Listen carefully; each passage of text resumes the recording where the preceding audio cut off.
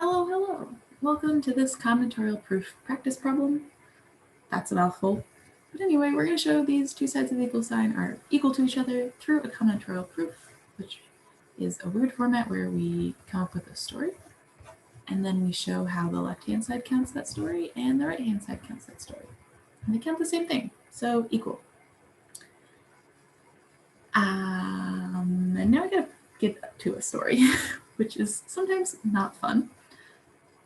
And if I was trying to solve this problem, I might look at it and just pick one side to try to write a story for. Just one, ignore the other side for a second. And maybe I pick the right-hand side. So I look over here and I'm like, oh my gosh, there's a lot of terms. My brain cannot think of a story right away for that side. I don't know what's happening too much. So I pause my thinking on that side for a second and go, maybe I can come up with a story for the other side. So I look at this 2n plus 1 choose 2. And I'm like, okay, well, I'm choosing 2 items from a group of items. That sounds like the start of a story. And because I've seen a lot of combinatorial proofs, some hints is that they gave us this 2n plus 1 on purpose. They didn't say k choose 2 with just some number k, which they could have done. They also didn't say 2n choose 2, but 2n plus 1. So this hint is making me think we actually have 3 groups here. We have a group of size n, another group of size n, and a group of size 1. And from this whole group of things, we're choosing 2 of them. And so with that hint, and because I already know an answer, I'm going to walk through what an answer could look like for this. So I'm going to give us n penguins, n cats, and just 1 giraffe. If you have too many, that's just a lot. They're very tall. Okay, and from these 2n plus 1 animals, pick 2 animals to give gold stars. They probably don't want gold stars, but I got a gold star recently, and that was pretty cool, so whatever, they're going to get them. Anyway, now we got to explain how both sides count this story. The left-hand side counts this directly. Choose 2 from 2n plus 1. At the end of this video, I will show an instructor written out solution so you can see a little bit more formally how that could look like, FYI, because I just don't want to type that much in this video. So stay tuned for that, and we'll move on to the right-hand side, which has a lot more happening.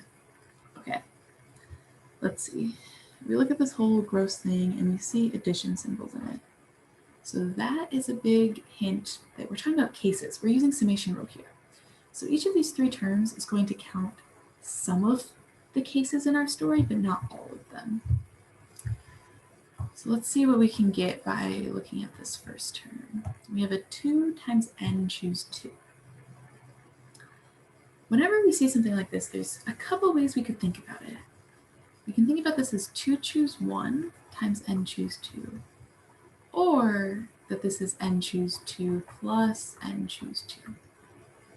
And sometimes one combinatorial proof might want you to consider one way or the other way. If we start with the top way of thinking about this, we have a 2 choose 1. What do we have 2 of in our story? We don't have 2 of any animal group. We do have 2 groups of size n. Those are the same, like something we have 2 of. So that seems like a good hint. We're going to choose one of those. And if we choose one group, one of the penguins, we choose penguins or cats, then from that group of size n, we choose 2 animals. Okay, so if I choose cats, if I choose the group cats, then I choose 2 cats, and I give you 2 cats to give gold stars. So that seems like one case this should count in our story. The case where both animals are cats, which we count in n choose 2 ways, or both animals are penguins. Pause for writing. We also choose that in n choose 2 ways. So this first term counts when both animals are the same. The second term, a trick we often want to do that's similar is think about this instead of as n squared, think about it as n choose 1 times n choose 1. Okay, now that's product rule. So we're doing both those things. We're choosing one item from n and choosing another item from n. And what do we have n of? We have n penguins and we have n cats. So choose one penguin and choose one cat. Which, this seems like a case we haven't counted. Our story is just choosing any two animals, so we could choose two cats or two penguins or a cat and a penguin. All different cases, they don't overlap. We should count them. So I'm going to write that down. Or choose, I'm going to start using P's. I should have picked shorter animal names. One penguin and one cat in n squared ways. And now we have one more term to deal with. In what case haven't we counted? That's an important question we should ask going into figuring out this term. We've dealt with a lot of cases, but we haven't touched the giraffe at all. And what does the cases with a giraffe have to look like? We can't have two giraffes, so we have to have a giraffe and something else.